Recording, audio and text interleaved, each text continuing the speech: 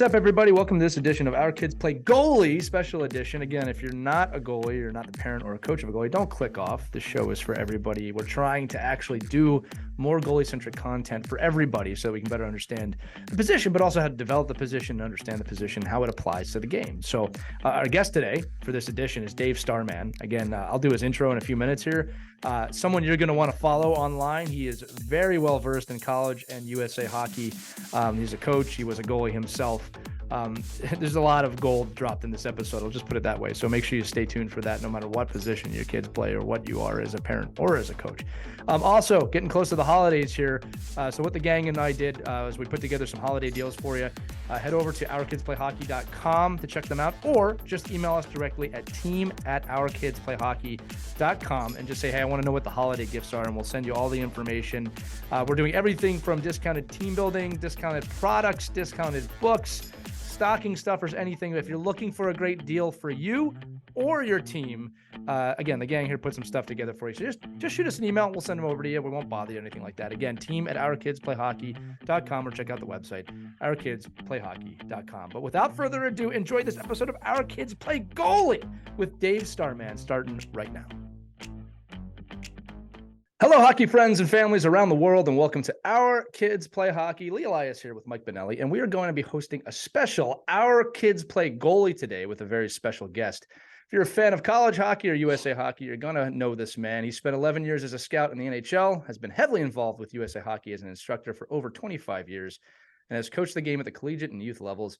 He also played the game as a goaltender for the University of Hartford and is more than qualified to talk about that position today. Ladies and gentlemen, please welcome Dave Starman to the show today. Dave, welcome to Our Kids Play Hockey. Good to be back with you guys. It's been a long time, and when the three of us get together, there's certainly no shortage of topics. So I'm looking forward to chatting. So for those of you who don't not know this, it wasn't the first episode of Our Kids Play Hockey, but one of the very first podcasts we did was with Dave Starman, Lou Vero on Lou Vero Night. It's a great episode, and you can check it out. It's in our library.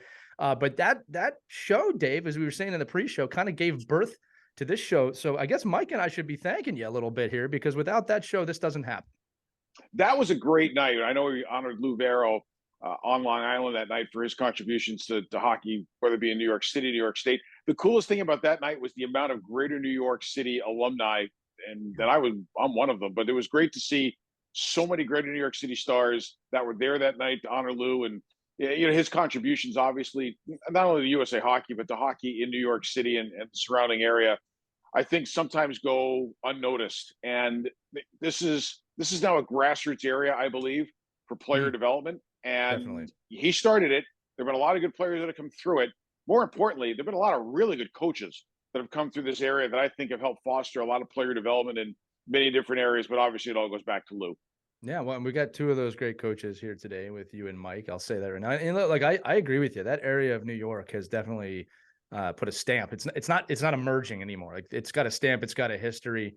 And again, for those of you listening, make sure you check out that Lou Vero episode that we've done. It was really fantastic stories. It's one of those you'll walk away from hearing it. But as we said, today's show is an Our Kids Play Goalie episode. Now, listen, parents, if your kid doesn't play goalie, don't turn this one off, because we format these for you as well. I know the goaltending parents are out there. Finally a show that does goaltenders. But again, the mission of this version of our show is to kind of talk and have those conversations that are not happening between skaters and goaltenders and coaches and goaltenders and everybody and goaltenders. It needed to happen. And that's why we're doing it. So, Dave, I'm going to kind of dive into it. Like, everyone's got a unique goaltending story about how they got into it. So here's what I want to know from you real quick.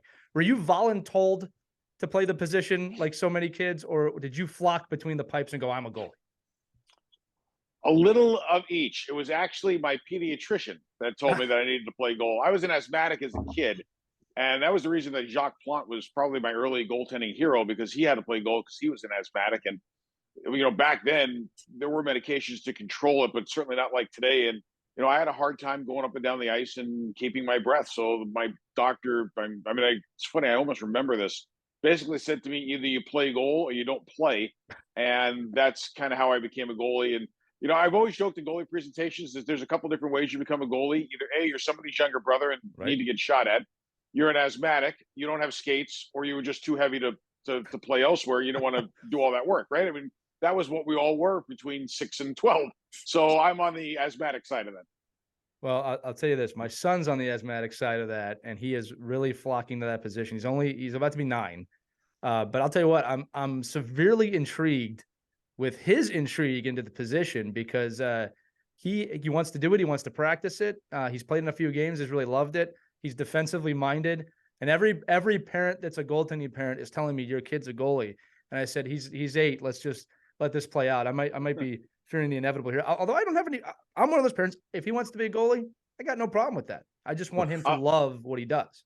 Lee, I'll tell you what. Right now, he's a hockey player. There you go. See, I he love winds that. up playing will happen, but I firmly believe that at the 8U and even to the 10U level, the most important thing you can do is make sure that your player can skate.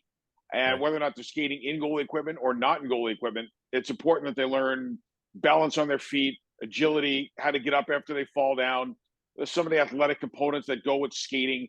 Because let's be honest about it. And to me, Joey Decourt is the greatest example of this right now. Joey Decourt's a goalie in the Seattle organization, and his dad Brian and I did goalie schools way back when. And his dad Brian, to me, is the best goalie coach on the planet right now, maybe. But what Joey did was Joey was kind of a skater as a kid, and even as he became a goalie, he continued to be a skater. Right. So when you go watch Joey play goal, and I used a lot of his highlights in a goaltending presentation I did on puck retrievals for goalies. Joey can come out of the net, come into the faceoff circle, trap a puck, bring it back with him, cross over, go behind the net, and then make a breakout pass. So to me, like, I'm a firm believer that if young players get confidence in their feet, learn how to skate, then if they transfer into the net, it's only going to make them that much more effective. Because still, even today, the biggest hamstring I feel of most goalies in terms of their advancement and their contribution to play in the defensive zone is their willingness and ability to go out and get pucks that get dumped in and make plays with the puck. It's a fantastic point. A few things on that. Number one, completely agree with you on he's a hockey player. We talk about that all the time on the show, that at the might and squirt level, it's really more about the enjoyment of the game than it is about just pick a position. And then from that, right, making sure that they do have a skating ability. We've talked about this on the show. Parents, coaches, the best skater on your team needs to be the goalie. Especially at the higher levels. You want your goalie to be the best skater on the team. Dave, again, you can comment on that in a minute. The other thing too is that, yeah, the ability to kind of understand the game and fall in love with the game is so important, right? We talk about that at the youth levels, but it's got to continue. You know, Dave, another thing at the youth levels that we try and develop is a healthy understanding of competition, to enjoy competition. So it doesn't become a stressful thing later in life, potentially, right? We want them to understand, hey, competing is fun. Nobody feels that more than anybody who's playing in net, right? So my question to you, and this is kind of a sideways question, is what are the questions we're not asking, maybe at the younger levels? We'll get into the elite levels soon. What are the questions we're not asking as coaches and parents about goaltenders at that might squirt peewee level? You know what? That's a great question. It's funny because I ask a lot of college coaches that question about their teams and them when we're doing conference calls for broadcast. I always ask them, like, what's the question you're not getting asked right now Right. about your teams? That's a great question. And as I think about it, what are some of the questions we're not asking? Okay, so number one, I would say is this: why do you want to play goal, and why is it important to be a goalie? That's part of the discussion, but I think that leads us back to the other question, and that is, why is it important to play as a skater prior to playing as a goalie? And I think that doesn't get answered enough. So we kind of covered that a little bit, but I think that's going to get out there. And I think we need to explain to a lot of the youth coaches that you need to have the goalie du jour set up from the time these kids are younger, because of the fact that not only are they learning how to move around, but they're also learning the game, but they're also having fun, right? I mean, that's part of it. If you just stick a kid in net, think about the soccer goalies or the outfielder in Little League Baseball. They're not doing a whole lot. So if you get the kid involved as a skater first and as a goalie second, at the very least, they've seen the entire game. So I do think we need to address that question. Why is it important to play all positions prior to settling into the position you want to play? It's a great point. We've had that, and I do a lot of these rookie leagues and learn to play, and certainly that little niche here of like 5 to 8 year olds, and there's the evolution of the ability to get goalies in the net quick with like the quick change gear, and the opportunity for them to be protected and not be like, you know, you got to remember like 6, 7, 8 years ago, you'd ask a kid to get in the net in those little cross ice games, but they'd just be in their gear, like in their regular gear. Like, and you're like, Right. oh my God, like somebody, you know, if you really want to get a kid out of the net, put him in a place where he's going to get hurt, you know, and like, I don't like this. I don't like getting hurt, but now you get all the gear on, they've got the quick change. I mean, in 5 minutes, they could be in the net, but Dave, that's the exact same, you know, that's the same dilemma I usually give to all these 8U parents is, listen, you know, when you go to the next level, when you move up to 10U and they're, you know, you're looking around, like I know in my own little rookie league, you know, we have 8 goalies, 8. So when they graduate out of that, now there's only 4. So if you don't know how to play other positions, or you can't get to the realization that maybe you're not a great goalie, or maybe you were the best goalie, having the options and the ability to interchange at, you know, 7, 8, 9, 10 years old.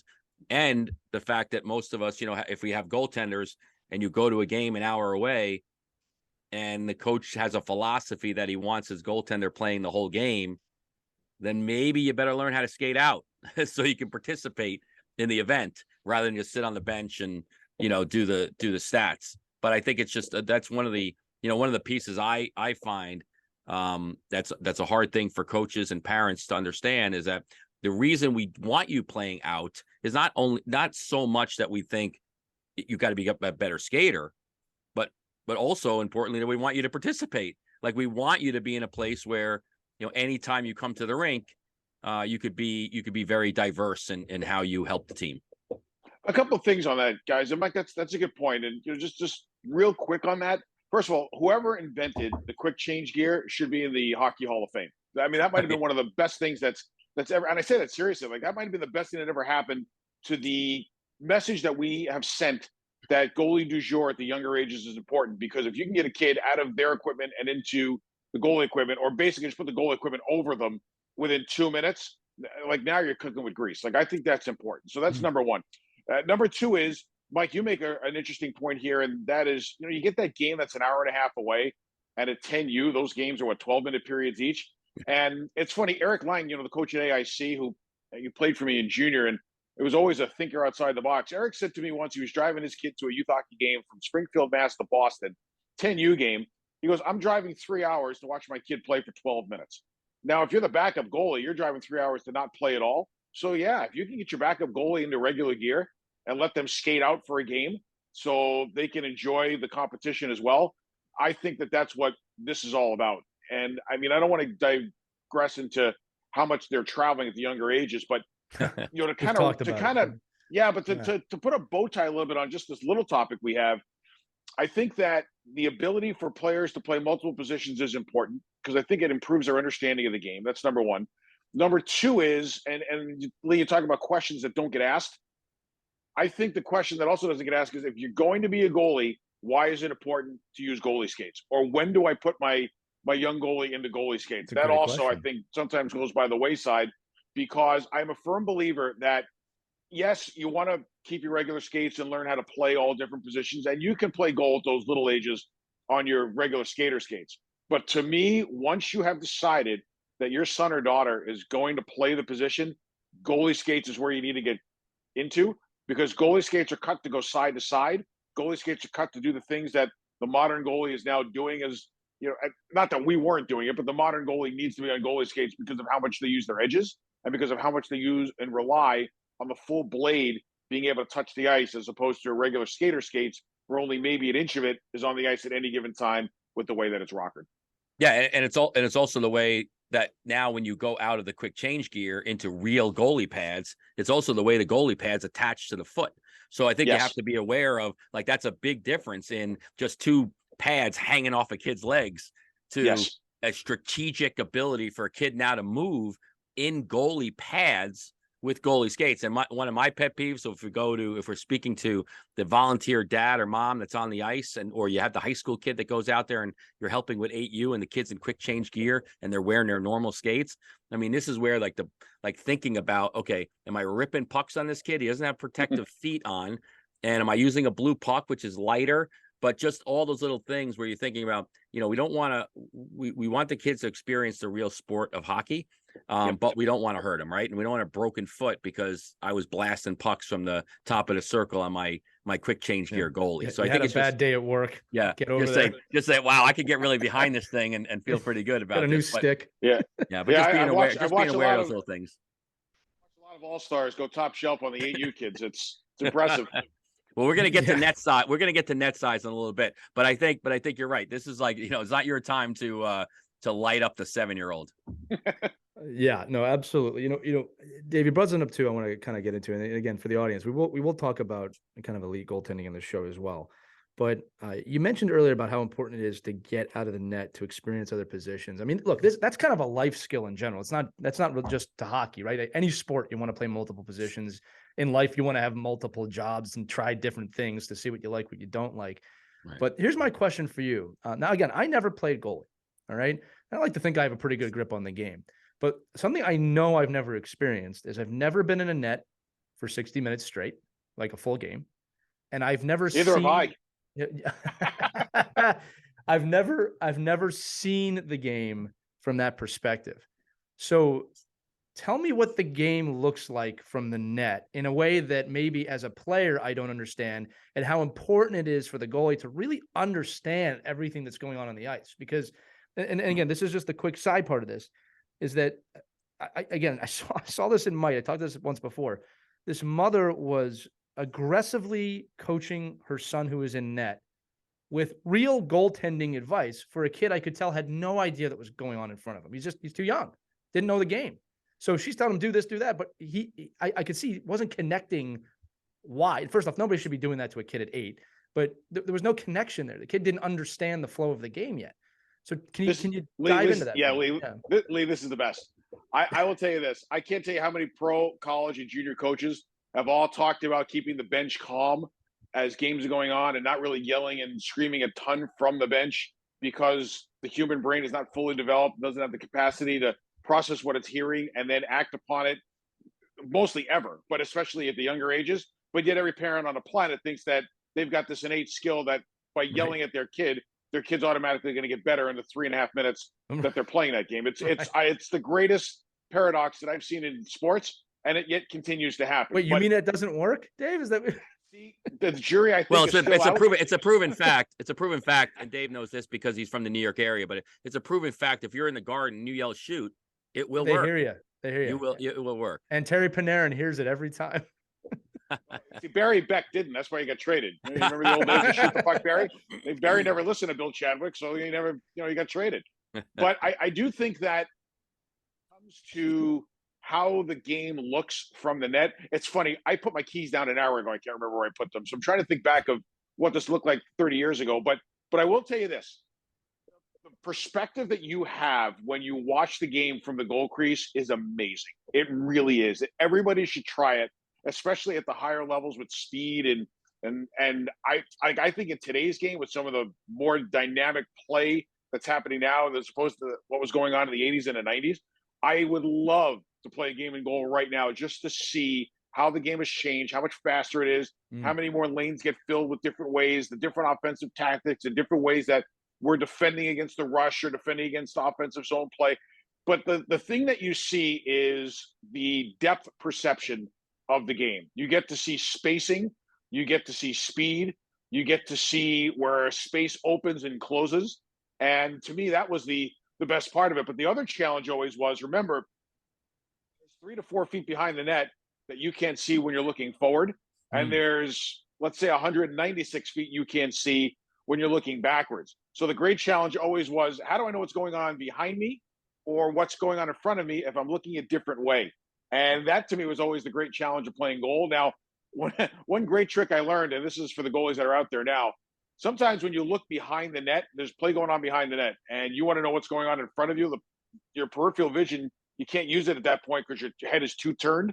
If you look in the glass behind the net, it's a great mirror. You can generally see what's going on in front of you by looking at the glass, because the glass is a great reflector. So now it tends to happen better more in empty buildings than in crowded buildings. So at the youth level, this is a better trick than at the higher levels. But that was always one way you were able to kind of use the eyes in the back of your head by using the ones that were in front of your head. But I'll tell you this, And it's the same thing from a scouting perspective. Whenever I scout, I like to sit up either behind nets or in corners. I think the ability to see how lanes get filled, how spacing develops, and how depth gets created and used was, to me, the best thing about being in the goal crease and watching the game unfold around you. Yeah, I'm a believer that to learn the game, to truly learn the game, you got to experience it from every position possible. I said great defensemen understand offense, great offensemen understand defense, and again, I don't think we utilize that goaltending position enough as a way to learn the game. And just so you know, that mirror trick works when you're going to the corners as well. I use that all the time in my adult league still, just to see is some overzealous guy going to try and take out his high school frustrations on me right now. But I've been lucky so far. Mike, go ahead. I saw you were going to have a question. No, it's just really cool that the stuff that you're mentioning is one of the reasons I use. So I use a product called Sensorina, which is actually a big NHL tool right now, which is the players can be in a virtual environment, in a headset and see. One of the things I thought was really cool when I was trying this out was, you could go into pro mode and you're standing in the net and it's an actual pro hockey player shooting the puck. And it's just the speed of the puck coming by you and having to react to it is unbelievable for a goalie. Like if you have a 12-year-old goalie or a 14-year-old goalie, now to put them in a pro mode, not to belittle them, but just to give them a perspective of, what a rising shot looks like, what your depth is and where you are. And it gives you an opportunity to kind of, in this modern world where we didn't get that opportunity, years ago, was to put a kid in a situation and us to put them in that environment quicker and then let them kind of figure it out from there. But I love the fact that what you're speaking about is, when we put our goaltenders in these situations, and I think a lot of it hits on age appropriateness, right? Is maybe I don't want to be ripping pucks past my 8-year-old goalie to make him better and react quicker, because it's just not realistic. Like the ability for them to track and have success is more important than if they could jump in the way of a puck and stop it. I'll two things on that, Mike, because those are good points. Number one is, here's what's interesting. I had no problem being in the crease and being in front of shots that were 90 to 100 miles an hour. Sometimes you're not fast enough to keep up with them, but you can track them and you can get yourself in a position where you can stop them. And there's a science to it, and you get used to it as time goes on, right? Everything is adaptive. But I'll get into a batting cage with a machine that pitches 60 miles an hour, and I'll tell you what, that 60 miles an hour at times looks a lot faster than the 100 miles an hour puck that's coming at me from that same distance. Why? Well, part of it is where I'm standing. I'm looking at it from a different angle. Part of it is it's starting at a higher level versus coming from the ground going up. So everything is relative. But I do that with a lot of goalies too. You get into a batting cage and see the difference in speed from the different trajectories. And same thing with baseball players to hockey.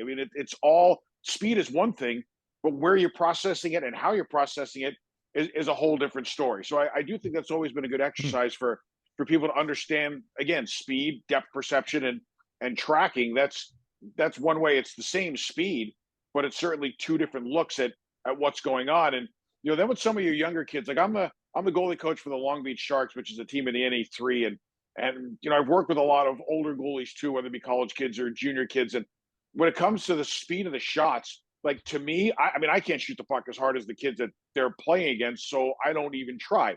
With the goalies, when you talk about tracking, I would rather shoot at a lower speed and work on their technique, and then let the players shoot at the speeds that these kids are realistically going to face in game situations. I've never felt like it was a really good idea for somebody like you, who can shoot the puck pretty well, to shoot on 12-year-olds like you'd be shooting on an 18-year-old, because that 12-year-old's never going to see a shot that's going to be that hard. They're never going to have to react that fast, and they can't process the way the 16-year-old can, right? Remember the old great USA hockey line, an 8-year-old's not half a 16-year-old?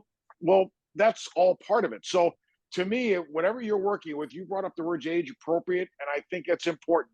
Whatever age you're working at, as you, the coach, you can put pucks towards the goalie so that the goalie can work on their technique and their tracking and be in different situations. But when it comes to the game situational type stuff, the kids on your team have to be the ones that are shooting, because that's going to be the speed that those kids are facing in game competition.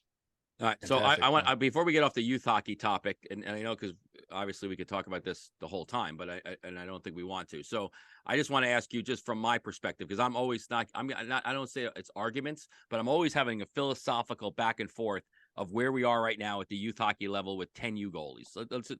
Let's just even make it easier. It's an 8U goalie, right? And the fact that we have the ability to put a kid into a NHL size net and a intermediate age appropriate size net, Right. and then where not only that goalie, and I always speak, and I try to hide it by saying, well, I don't even give a crap about the goalies because we got plenty of goalies. So, you know, I don't care about the goalies development. I care about the shooters development. So if I'm putting a 8U goalie in a regulation size net, is that helping me as a shooter? Because I'm scoring goals that are basically, you know, flopping over a goalie's shoulder and I'm lofting it over their head and they can't cover from side to side. So doesn't it go both ways? The goalie's development is stunted, in my opinion, and the player shooter is stunted? Or is that just, that's just that the kids will get it when they get it? Oh, come on, Mike. We can't take away little Johnny's ability to score 50 goals at 8U. I mean, that's what are we doing here? Like, that takes away the spirit of the game here. You know, if right, I know if we want to score a lot of goals. Office, I know we want to score a lot of goals, but is giving that kid an extra 10 feet of space to shoot at better or worse for a shooter? Dave, I tasted the sarcasm. I'm not sure. I'm just tasting. Well, I'm very listen. I full disclosure, I'm very intimidated already by the fact that you have two professional radio voices here, and I'm squealing and squeaking. You've got a radio voice, no, Mike. I know, but I can't keep up with you two guys. So I'm just going to listen more, but ask less. But again, this is I need ammunition going into my these next sessions and saying, pull out, get the Stork net off the ice and give me an intermediate net. All right, let's go with this. I'm going to answer this a couple of different ways because it's funny. I've answered this question a few times, but I'm actually going to improvise as I go along here. So bear with me and let's see if we can make some sense out of this. Let's start here. I do think that goalies need to be in age-appropriate nets, and I do think that there is a place for age-appropriate nets in youth hockey. There's no question. Amen. Because the fact that a 10-year-old can put the puck upstairs on a goalie that's 3.5 feet tall doesn't impress me. So, and I don't think it does much for the player either. It's the same reason why we talk about with mite hockey about playing cross ice. Why? Because the better players basically are touching the puck all game and nobody else is. So now once you go to the 10U thing, if you're using age-appropriate nets, really the challenge and the development component gets better because can that 10U now find space in the net on a goalie that's appropriately filling that space, right? To me, that's a better challenge than the 10U who could just put the puck upstairs because they're a little bit more advanced than some of the other players. So that's number one. Here comes the other part of it. For the goalie and their development, if they don't have to necessarily worry about the net behind them, they probably are going to do a whole lot better. And I'll tell you what, at 8U and 10U, I can't tell you how many times I work on shooting drills with younger goalies where I don't even put them in a net. I just put them against the wall. So if the puck goes past them, all I have to do is bring it back and start over again. And they don't have to deal with the dynamic of the net behind them. Sounds ridiculous. It really isn't. Because now all that kid in net is doing is working on technique and not necessarily worrying about getting scored on. Now you bring the age-appropriate net back where that kid feels more confident in just trying to be where they're supposed to be and demonstrate enough athleticism to at least stay in front of a puck, that you're probably doing them more of a favor in their development component because they're not constantly fishing pucks out of the net that went over them. And for the shooters, guys, do you remember way back when Jim Park was a goalie coach in Toronto back in the 80s and the 90s? And he did a video called The Shooter's Illusion. I think I still have the VHS tapes of this thing laying around somewhere. And he demonstrated what the shooter sees, what the puck sees from different areas of the ice. And then we turn it around, teach the goalies that same thing. What do the eyes of the puck see? And what does the shooter see? He did that with string, right? Like he put string on the there was some Tony has that. Yeah. He brings that thing out, right, Dave, in our Long Island clinics. Yeah, Tony Luizzi does. Yeah, absolutely. But in this video, and I've done this with a lot of guys too, if you can show them what the puck sees versus what the shooter sees, and then what you need as the goalie to be aware of as the guy is winding or the girl is winding up for that shot, that really helps. If you do it on a smaller age-appropriate net versus doing it on one of the bigger nets, it really teaches the younger shooters exactly what is open and what's not relative to the size of the goalie, because they're going to have to learn that skill as they get older. Because when they're 16 and they're shooting at a 6-footer, there's not going to be a quarter of the net available to them that they're seeing on a 3-foot goalie and a 4x6 net. So to me, my long-winded answer, I kind of went a little around the horn here. But there is no question that skill development will accelerate in age-appropriate nets at the younger levels. Shooters will be more challenged. Goalies will get more comfortable. Yeah, my problem is I always think of it, and I hate to use this in sports, is common sense.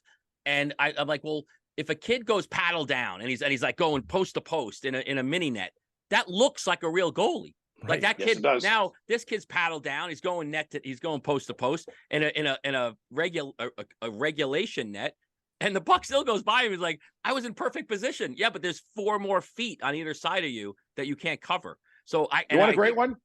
Hey, I'll give you a great one. So we just adopted 2 kittens recently, and we've got 2 bigger cats. And I took a picture of one of the kittens, which is 8 weeks old, on this humongous cat condo.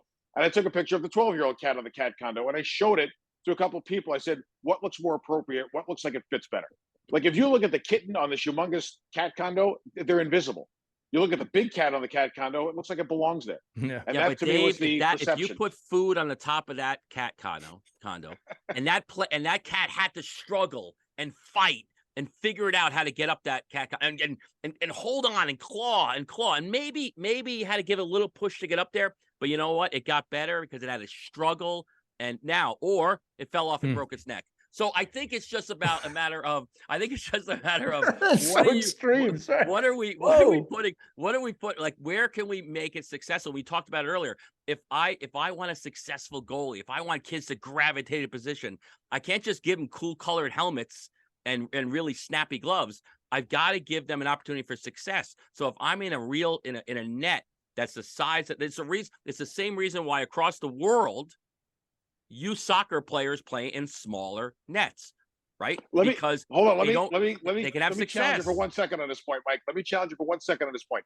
I So don't have time for that player, right? That player who's shooting on the mini net, or that kitten that's got to get to the top of the cat condo. What are they trying to do? What are the 3 words that I love to use all the time when you and I talk about the game? What do they have to do in order to be successful? They have to figure it out.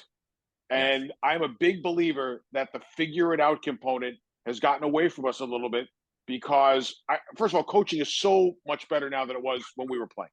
So, and we all want to coach, and we all want to teach, and we all want to mentor. It's a parent skill, it's a coaching skill, it's a teaching skill. We all get it. But we need to allow the figure it out component to become a part of this. That's why 3-on-3 cross-ice hockey to me is the greatest thing ever as a teaching tool, because it's positionless. You got to figure it out, right? Right. I think the same thing applies right here. If you're a 10-year-old and you're shooting at a smaller net, you got to figure out where to score. If you're a 10-year-old shooting at a 4x6 net, all you got to do is get the puck to the net. More than likely, it's going to find a way to go in. Right. Yeah, and that's my only argument is that how can we make it more challenging and more age appropriate and make it look like the game of hockey, right? And then let them figure it out. Say, oh my God, I can't believe. And listen, does anybody want to watch a Mike Cross ice game that's 2-1? Probably not. Like, I do. No, but I know, but parents don't. Yeah, no, they don't. You know how bad that looks on Facebook? My kid scored 1 of the 2 goals. Mike, this is where I'm going to jump in, right? Because here's the thing. There's a whole nother side to this, which is, questions that we're not asking ourselves as parents. I'm taking the coach out of myself for a second. Look, Dave, you brought it up. The kid scores 50 goals on a gigantic net, right? The parents need to be asking themselves, like, who's that making feel good? You and your kid. He scored 50 more goals than the other kid. And the thing is, look, here's the other thing about hockey. I've seen plenty of 19-16 mite games. That's not normal. It's not supposed to be that way in hockey. Again, I know it might feel great when your kid has 7 goals, but David, as you said, it's not extremely impressive when you have a very short goalie and your kid just knows how to lift the puck. I'm not taking anything away from your kid's skill or the way they work on the ice, but development-wise, you're not helping them. So I think as parents, we have to often ask, we talk about this on the show all the time, is this making me feel good or is this the right thing to do? All right. And Dave, perfectly figure it out. You got a small net. Look, Steve Shutt. I played with Steve Shutt a bit when I was in Florida. I'm thinking this guy knows how to score, right? Let me talk to this guy. And I asked him, okay, what's your secret? Like, what do you do when you shoot? And he looks at me dead in the eye. He goes, yeah, you know what I do is I just shoot where the goalie isn't. That's what he said to me. And I go, the old Yogi Berra line, right? But yes, and the most profound advice I think I ever got. He's totally right. So here's the thing. When you got a gigantic net in front of you with a little kid in it, it's very easy to shoot where the goalie isn't. Okay. But you're not going to develop. You get a small net, you really got to find those little areas, and you're doing that at 8, 9, 10. You are going to develop a lot faster. You're going to have skills that you don't typically have. Also, you're probably going to save your kid from the pain of moving up a level, and that his 50 goals or her 50 goals are not a big deal at the next level because every coach knows what's happened. Plus, you're facing goaltenders 3 times the size. So I am a huge fan. Mike, I'm supporting you on this 100%. Huge fan of age-appropriate nets for multiple reasons, not just goaltenders, but forwards, defense, and everybody, right? And then, Dave, like you said, you put them against the wall. Find other methods to develop your goaltenders. It doesn't always have to be the get in the net and stop the puck. That is so caveman-esque. Just go stop the puck. It is so much more than that. And we need to make the investment as coaches specifically to educate ourselves more, especially if you're a youth coach, a young kid coach. Take some time to educate on how to develop that position for all of your kids, right? And if kid flocks to it, he flocks to it. Mike, go ahead. Mike's No, got, I just Mike, by the wanna way, say, you have a great voice. I want you to just- know that. I'm not going to allow you to beat yourself I up. would on just there. like Hey, to. by the way, just, before we get too far away from the Steve Shutt thing, Mike, after you make your point, I got a Steve Shutt No, story you're going to tell love. it now. So Tell go it ahead, now. Mike. Tell it now, so I don't run out of time. Go. So my first NHL game ever on air, myself and Kenny Albert were doing Islanders radio. It's like 92. I think Barry Landers, who was doing Islanders radio normally, was at the Olympics. And Kenny was filling, Kenny and I were doing the Baltimore Skipjacks at the time. So, we get called up. And it's a Saturday night game at the Montreal Forum, Islanders and Canadiens. And I'm in the press box before the game, sitting in the radio booth, getting ready. And behind the radio booth is this long table with a couple of small refrigerators and snacks and some stuff like that during the game. And there's a guy standing there right by the refrigerator with where the juice was in this light blue blazer. Now, if you remember back in the old Montreal Forum, all the ushers wore light blue blazers. I'm thinking it's an usher. And I didn't want to overstep my boundaries. I didn't know if you were allowed to go into the fridge or something. You never know, right? So I turned to the guy and I said, "Hello, sir, can you do me a favor and grab me a grapefruit juice?" And he looks at me and goes, "Get it yourself." And he walks away. And I'm like, I was a little rude. And Kenny looks at me and goes, "Idiot, that's Steve Shutt." Yeah. So every time I think of Steve Shutt, I think of that. I hope he remembers that. No, I'm just kidding. That's. I mean, hey, well, look, maybe he should have been wearing a light blue blazer. That doesn't mean you fit in with the crowd. But Mike, go ahead. No, I just from the youth hockey side of this conversation, I just wanted to say, and I'm not anti-elite hockey players either. Like if your kid's scoring 50 goals, thinking about an age-appropriate setting and challenging you is challenging in everyone. So the kid that's elite, the kid that's the best, the kid that's still going to go on to be that great goal scorer will still go on to be that great scorer. It's not going to hold them back. But if you can get a kid, if you can get a kid to get into a position where now they're challenging and thinking like, wow, I gotta laser beam that puck as opposed to looping the puck and flipping the puck and lofting the puck. Now that the technique is right. And today's point, there are kids that can rip pucks. Listen, he probably sees it every day in Long Beach. There's kids that are at 8 years old that are just frozen rope into the corner of the net. But how can we help the greater good? But how can we help that player have the proper technique? Like if I was watching a Tim Turk video right now, I've never seen him teach, one of the greatest shooting coaches in the world. I've never seen him teach shooting the puck off your back foot and flipping it off your stick going up, right? And that's how most Mike goals are scored. And I think if we could teach the kids how to be in those proper positions to shoot and leverage, momentum and cadence and timing, then now as they get into a bigger net, that puck is going there quicker. And I think it just will enhance their shooting at an exponential rate. And one more note for me on that, Mike, and I want to preface this with, I'm all about creativity in hockey. I like for players to be creative, especially at home, and have fun. But this is how, and I've seen this, you get an 8-year-old to stop trying to practice a Michigan from behind the net and start practicing, you know what, I'm not great at deking. I'm not great at moving the goalie. I'm not great at picking a corner.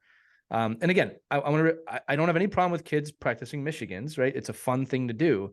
But I do think when I see a kid doing that doesn't have a okay wrist shot, I start asking questions of what are we doing here, right? So I just think it will help enhance the ability for young players to say, I need to work on this as well, right? I don't want to stunt anybody from having fun in the game. Dave, before we move on, any comments on that before I go into something else here? No. I think you nailed it. You've got to teach a diversity of skill. I do think that shinny and open hockey and sticks and pucks have a role in the game because players can just kind of go out and try things. I do Yeah. think that's important. But I think to kind of bottle the egg on this one, you're going to have those kids that at the younger ages that are a little bit more advanced than some others, and they're going to run into the brick wall a little bit more as they get older and everybody catches up to them. I think the biggest thing is for coaches, especially with those young phenoms or those young superstars, if you utilize them for your own personal good in terms of just winning games and you don't teach them the complete game, then you're doing that player a disservice. Because I cannot tell you how many great players I've seen at the major junior level or the college level or even 18U that were really, really good offensive players that no coach ever decided to say to them, hey, we're going to teach you how to play defense too here. You might have to sacrifice a little bit of offense to be a better two-way player for the good of the team and for the good of your future career. And I'll share this story real quick before we move on. Quick 60 seconds. In 1999, the year Dallas won the Stanley Cup, I was with the Macon Whoopie at the time as the associate head coach. John Parrish Jr. was our head coach. John and I were sitting in our offices after we had been eliminated from the playoffs, and John and Kent Hitchcock were pretty friendly. So John called Hitch to wish him good luck in the playoffs as Dallas was about to head through. What was the year they won the Cup? Was it 99 or was it 2000? No, 99 maybe? 99. Yeah, 99. Yeah. Okay. So that was the year. So, yep. So, okay. So that was the year. So we're all kind of chatting, and John says, well, Hitch, good luck. And Hitch says, John, here's what it boils down to. If Mike Modano buys in and becomes a 200-foot player we've been trying to develop, no one's going to stop us. We win the Cup. But if Modano focuses on just playing offense and plays it one way, we are out in the first round. Wow. And look what happened. And I think you've seen that with so many NHL superstars, Absolutely. whether it be Modano or Yzerman or Ovechkin or Crosby. You go through the list, right? Crosby. You go through the list of these elite NHL players, and it's their transition to the 200-foot game where they maybe sacrifice 20 points for the sake of preventing 20 points elsewhere that defines A, the great coach, and B, elevates the great player. So I do think that that's an important message for coaches. And just to compliment your story, a lot of younger fans won't remember. They used to call Steve Yzerman Stevie Wonder because he would score so much and he would do so much. The years they won the Cup, one of the best defensive players in the league. The year Ovechkin won the Cup, his best defensive year ever. He has since abandoned that for obvious reasons. The years Penguins won the Cup, everybody was complaining, how come Crosby's getting the MVP? He's not scoring. You didn't watch his two-way play. And I am not a Penguins fan saying that. And I'll also say to all the Buffalo fans out there, we're sorry for bringing up the memory, but the Cup is over. Dallas did win that Cup. Brett Hull scored that goal. I'm on the disputing side. I think it needs to be reviewed. Okay. You know what? Let's get all those 99 players out there again. I'd love to see them play. Get Hasek out. And no, go ahead. I'm sorry. Go ahead, Dave. I was about to say, just, and to me, just to sum up those great two-way centers, like to me, Brian Trottier, I'll go to my grave saying Brian Trottier is the best two-way center ever to play the game. Absolutely. Like he defined to me the guy that could play in both ends and play nasty and play smart and drive a line. And I mean, Brian Trottier will always go down, in my opinion, as the best two-way center. And there's a reason Steve Yzerman took 19 when he played. That was his tribute to Brian Trottier, who was the model that he grew up and eventually became as a player. Yeah, and we've done stuff with him too. Brian Trottier is a great human being overall. Now, I do have to bring this back to goaltending. It's the name of the show today. Yep. So I got a couple questions. So look, we're going to jump into mental fitness in a minute too. We're big proponents of that, but I have to ask you this. So for those that maybe you don't know, Dave has seen an amazing amount of really, really great top-level college goalies. You've also been involved in some of what I consider to be the greatest moments in USA hockey history with World Juniors and other events. I told you my affinity for that last time I was with you, that you've been at some of the life-changing moments for me. So you've seen a lot of goalies. I want to know what you think is the separator of a position where only two of these men or women get to sit on a bench. What gets those players to that point? What is the difference? Is it just skill? Is it mental? Is it the type of people they are? What separates the best from people who don't get to that level? The it factor is what separates them. And the it factor is that combination of elite level skill and physically. And now the physical skill has to be there. And I've seen a lot of great goalies that have fallen a little bit short because the bad goal rattled them, or because they couldn't rise to the challenge under the pressure, or they couldn't shake something off to be in peak mental performance for a game. I've also seen some goalies that I thought were lights out mentally, nothing bothering, get run over the afternoon of a game and still go play, wouldn't matter. But yet on the physical side, there were just holes in their game. It's and then you get a little bit of the luck factor too. Like I think you can make your own luck, but luck's a part of it. Don't get me wrong. If you go look at all those great gold medal wins at the World Juniors, like go through a lot of those games, there's some puck luck involved in there too, where a shot hit the post or something got escaped by accident or whatever. I mean, I think that's part of it. But to me, it's that great combination of how to play the position, the goalie IQ component, knowing where to be in the crease, depth in the crease, and where situational goaltending, how to play certain situations versus just defaulting to one or two particular moves and hoping the puck finds you. It's being able to know how big you are and use that size, or how big you're not and how to make up for it. Rebound control. But I also think that ability to stare adversity in the face and recognize who you are through it, that's important. So you give up maybe one leaker early on in the game, and then you are lights out the rest of the night. You give up two in a first period of a huge game, and then you shut the door. Or from the beginning of a game, you realize your team's struggling, and you stop everything you need to, like Ken Dryden used to give your team a chance to find its heels and get its game moving north quick. So to me, it's not really rocket science, but it's an elite level skill to be able to combine the strength mentally with the skill physically. And then you throw in what I think is the missing ingredient with a lot of goalies, and that is goalie IQ. And goalie IQ can make the difference between that 19-year-old or 20-year-old goalie that's winning a gold medal at the World Juniors and that 19 and 20-year-old that's playing in the NA3 and wondering what happened. Yeah, Dave.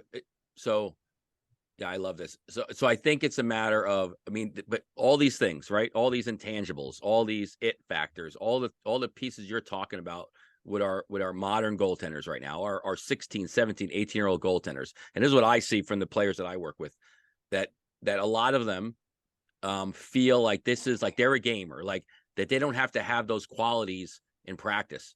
So what's one advice you could give to these players that I think all the things you just talked about, except for maybe just pure athleticism and God-given talent, are learned pieces of their game, are things they can control and they can contribute to by learning and fostering that environment. And what would you give for advice for these 16 to 19-year-old goalies on how they can approach that in practice to help them get to that? One thing I want to dissect for a second, I don't believe in God-given talent. I think you can be a good athlete based on your genetics and some training component.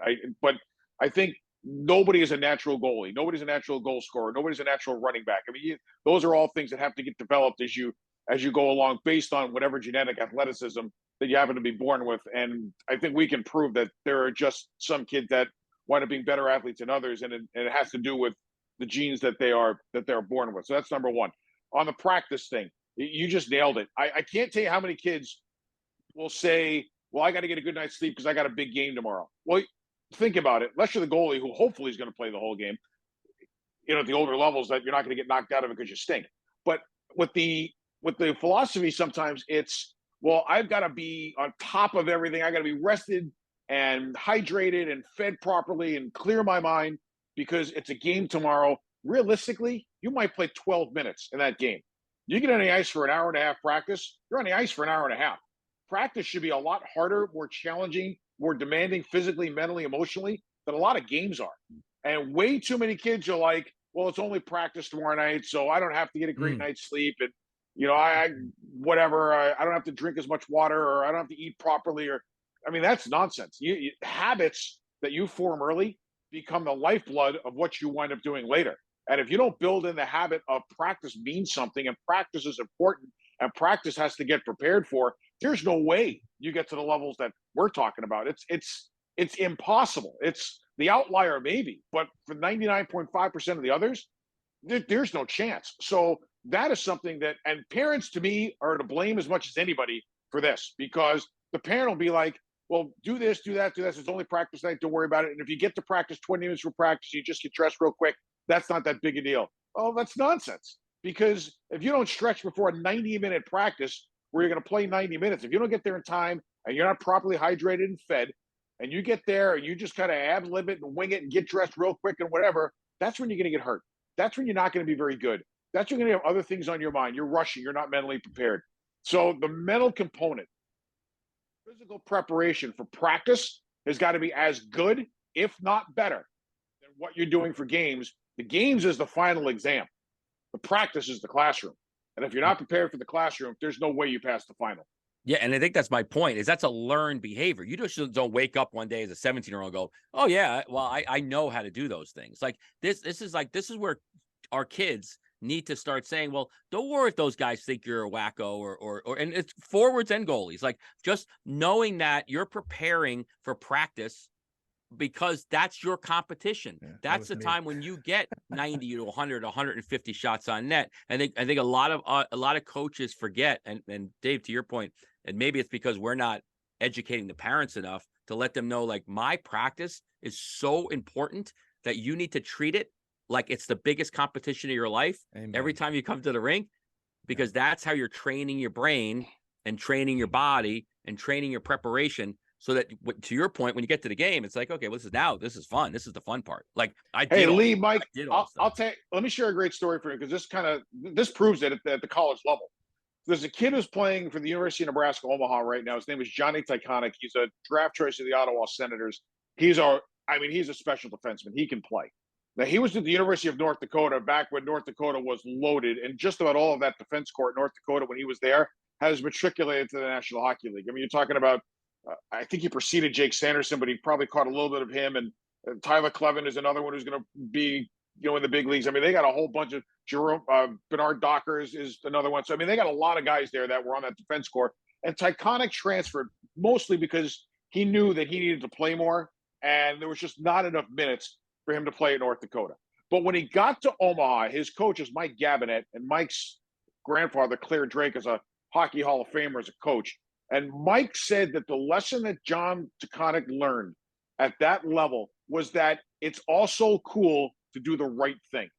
It's cool to prepare for practice. It's cool to not go out the night before knowing that you've got work to do the next day school-wise and that you need your rest for practice. It's cool to show up 90 minutes before practice so you can get a stretch and get on your roller and roll out your muscles and get a warm-up and get on the ice with a little bit of perspiration on and maybe talk to a coach about an issue.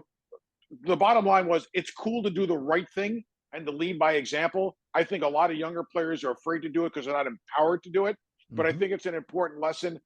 Personally, I'm thrilled to see that my son has subscribed to that lesson, the one that's the non-athlete and the one that is the athlete. I'm glad to see that they have bought into this, and they've been around me, so they've seen the life lessons through my career and the people that I've interacted with. But parents, I can't give you a more important message than if you're not buying into the fact that your season is a full-time thing and practice means as much as the games, if not more so, then you are depriving your child of the ability to take the next step that in many cases you might want them to do more than they do. But if they want it, they will determine that it's cool to do the right thing. And these lessons you're talking about go well beyond hockey. I want everybody to understand that you can apply. Dave, let's just use you as an example. I highly doubt you show up to a broadcast unprepared. You know what I mean? I highly doubt you just show up and go, who's playing tonight? Right? I got to figure this out. So it applies to everything. I took some notes here. I want to talk about a few things. One is on the it's cool to be prepared. Look at the best athletes in any sport: Kobe Bryant, Nate McKinnon, Crosby. They practice hard. Michael Jordan. They practice harder than anyone, right? They understand that practices have to be hard so the games are easy. That is something I really subscribe to as a coach. At every level, obviously, hard at might is different than hard at midget. Okay, but absolutely, yep. You are here on time. You will do the drills effectively. We will take the time we need to perfect them or get good at them, right? But we're not going to show up late. We're not going to not care. We're not going to be disrespectful. I'm talking kind of the younger level right now, right? So that's a thing that coaches, parents, and kids all need to work on together. I'll give you a great one. But my son hangs up his gear after every practice. How'd you get him to do that? It's a habit. From day one, he hung his gear up. So now it is a habit, and I've never let him get out of it, barring him not feeling well or something like that. It's a habit. build those habits. We need to be there on time. You need to have a good snack. You know, it's again, depending on the age. Other things you tapped on, Dave, I want to talk about this. You talked about the talent needed. It's undeniable. You need talent to play at a high level. But as you said, that talent is developed through practice, through different things. You talked about having a high goalie IQ or just a high IQ in general. You can study to get that. That's something you can learn through experience. The third one, this is what I want to tap on here, is the mental aspect. We do almost nothing, not a little bit, almost nothing to help kids learn self-esteem at a young age, mental fitness. There is still a stigma surrounding this for some reason that we're all trying to break. It is getting better, right? But we do not do enough on the mental side of the game, or really life in general, at young ages to teach kids, as you said, let me explain to you what self-esteem is. So when the puck goes by you, you can mentally prepare at a young age, not an older age, to understand this is going to happen. How are you, to use your words, going to stare adversity in the face and overcome it? Because there is a larger lesson at play there that is going to make your son or daughter successful beyond hockey, whether they go through a Hall of Fame career in the NHL or not. So, Dave, my question to you is, what can we do? What are the things we're missing? What do we need to do to make that part of the game more important? How can we train it, and how should we be looking at it? I'll lead into it with this little story because it kind of sets it up really well, and it's something that I've now used with a lot of young goalies. This might have been 10 years ago. What are we in 23? So it's about 12 years ago. There was a goalie at Michigan. His name was Sean Hunwick. He was Matt Hunwick's little brother. So basically, he was a walk-on at Michigan as a favor to Matt. And Sean was a decent goalie in his junior career, but basically because Matt was there, Sean was down there as the number 3, and he was playing behind, I think, Billy Sauer and Brian Hogan. And Brian Hogan gets hurt in a game against Notre Dame, and Hunwick has to come in and play. And it was the first college action Hunwick had seen. I think he was a junior at the time. And he stood on his head and had a really good game against Notre Dame. So now, 2 nights later, and I'm broadcasting the game 2 nights later, they play at Notre Dame, and he got shelled. And after the game, he sat down with the coaching staff and was obviously, okay, where is this going here with Sean? And Sean went through the goals that got scored on him and had an answer for every goal. Hey, they made a really good cross-ice play here. I had it tracked. It just went up over my shoulder. I was too low. On this one, I misread it a little bit. I was a little deeper in the crease than I wanted to be. I gave up too much room for my size, and I saw it go by me. He had an answer for every one of them because he could visualize them again, what had happened. Because of that, and because of that mental strength, Sean Hunwick wrote the greatest goaltending story in college hockey that I've been a part of in the 20 years that I've been doing this, because he led Michigan to within an overtime goal of a national championship against Minnesota Duluth in 2011. And here was a kid that was a walk-on career number 3 until he literally made history at the NCAA level. Where does that story tie into what you're talking about? It ties into the fact that he was so strong mentally and so believed in himself. And that's not something that happens overnight either. And when we talk about visualization, I'm a big believer that for the goalie, the game starts the night before.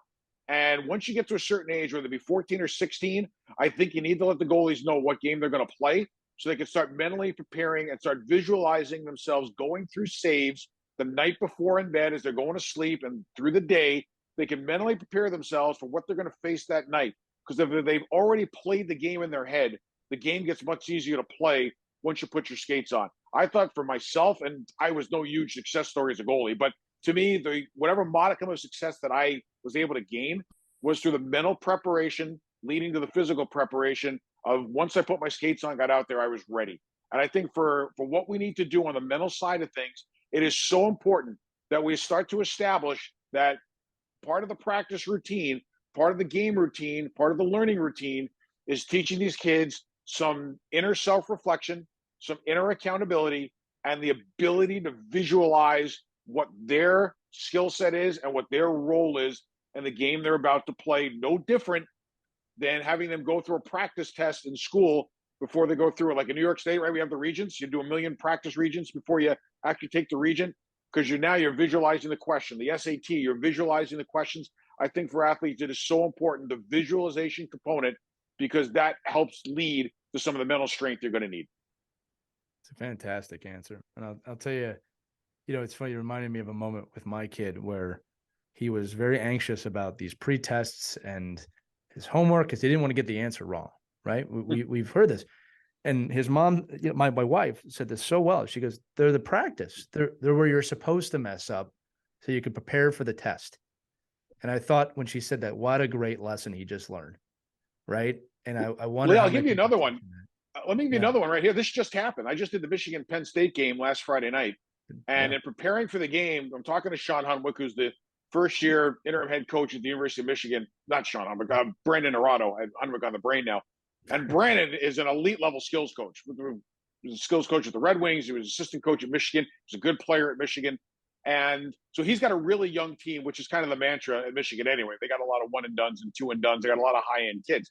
And I said to him, you know, with this younger team, it's a little different when you play some of these older teams because there's just more hockey sophistication with some of these bigger, older, heavier clubs you're going to face. And he said, Dave, he goes, here's what we have to do in practice. He goes, we know that the experience that these kids have doesn't necessarily match up to what some of the teams that we're playing against. So our mantra in practice is fail forward. Mm-hmm. We need them to make mistakes. We want them to make mistakes. We're going to teach them through their mistakes. We're going to hold them accountable. We're not going to yell and scream. We're not going to light guys up in a video room. We're not going to embarrass anybody. We've created a safe learning environment for these players. We're not going to just let them float, but we've created a safe learning environment where they can go make a mistake and we can fail forward. I think the term fail forward is an important one for sports. It's an important one for youth coaches, mentally and physically, because my kid fights that stigma of if I make a mistake, I'm not going to play anymore. And that goes to one of the idiots that he played for when he was at 13 and 14U. And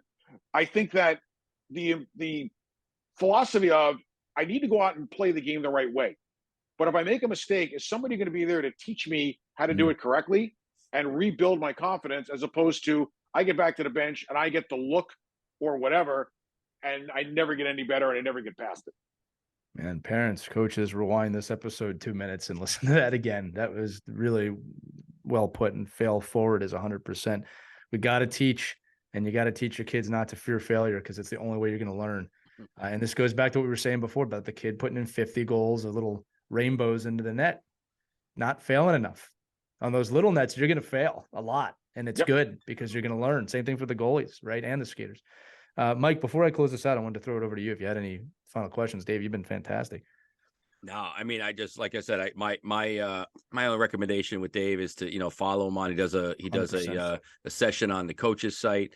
He has great, he's always sending out some really great stuff on Twitter and Instagram too. Now I think he's really getting out there in the social media world.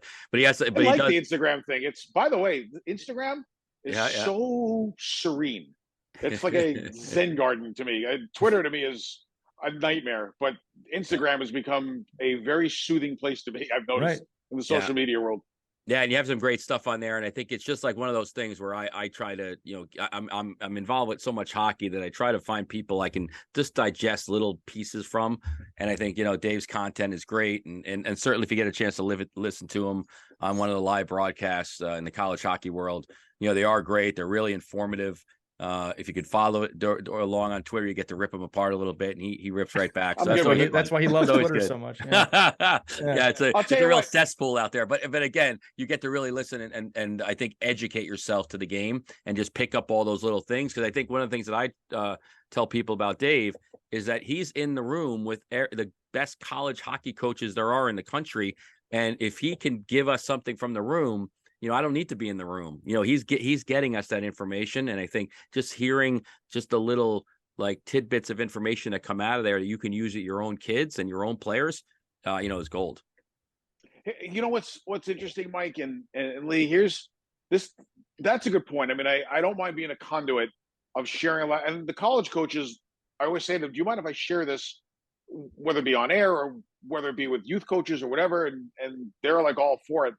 I think one of the great parts about my job is there are 61 Division I college programs right now, and I get to talk to all of them and learn something from every one of them. But the neat thing about these, and coaches, listen to what I'm telling you right now, because this is how you get to the next level. Coaches are the greatest thieves in the world. They steal from everybody, and that's why they're so good. Jack Parker was a legendary college coach at Boston University. Always joke with me, I haven't had an original idea in my coaching career. I've stolen everything. And you know what? That might make him the brightest coach that's ever coached, because he stole everything that seemed to work. And figured out how to take stuff from one program and embed it into his program and make it work for him and his players and his identity and his vision. So coaches, none of us know it all. And I've been at this 37 years, and I feel like every day I'm learning something new about the game, about coaching, about tactics, about strategy. I had a conversation prior to my broadcast Friday night with Jerry Keefe at Northeastern, who I think is one of the brightest offensive coaches in our game today. And we were talking about a couple of different concepts. And I've always considered myself a really good teacher of how to back check and defensive zone play. And he enlightened me to something that I never even thought of when it came to that topic. And that was my master's for USA Hockey. So you can learn from everybody. Ask other coaches questions, whether it levels below you or above you, but talk about the game, share knowledge, challenge other coaches, challenge your belief, because again, none of us know it all. And if you close your mind to the fact that there's nothing else out there to learn, you are not only doing yourself a disservice, but more importantly, you're doing your players in the game a disservice. So keep your mind open. Keep learning. It's the best part about my job. I learn something new about this game every day. Well, if that didn't convince you to follow this man, I don't know what's going to. And Dave, I'm going to end it on that. I want all of the listeners, if you found value, which I know you did, follow Dave Starman everywhere. All right. This is a guy who generally, we didn't talk about this, generally cares about your kids and their development. All right. I just see it from your tweets every once in a while that, hey, do this, look at this, find this. It's not just the broadcast side of things, right? So please find a way to follow this man, and also follow us, right? We appreciate that too. On Twitter, we're OKPH Podcast, and then Our Kids Play Hockey everywhere else. Dave, fantastic episode. We're gonna have to have you back.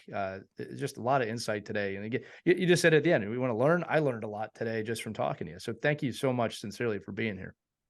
Well, I appreciate you having me, and I, like I said, I just think that we have a great game, and our job as the gatekeepers of the game now, as we're all getting a little older, is to make sure that we can do something every day to make the game better for the younger players here in North America, right? Whether the U.S., Canada, wherever, each and every day we have an obligation to try to make the game better for them. And if we do that, then 5 years, 10 years, and 20 years down the road, there'll be no game better to play than ours. And that's what we want. We want a healthy youth sport. And I think slowly but surely we're getting a chance to do that. Amen, brother. And again, people like you are making it happen. And like you said, steal/learn, right? That's one of the reasons we created this show, is that we can share that information. I think that's one of the reasons that people have flocked to it, is because we're having those conversations that are just not happening enough in the hockey environment. And you're a huge ambassador of that. And we thank you again.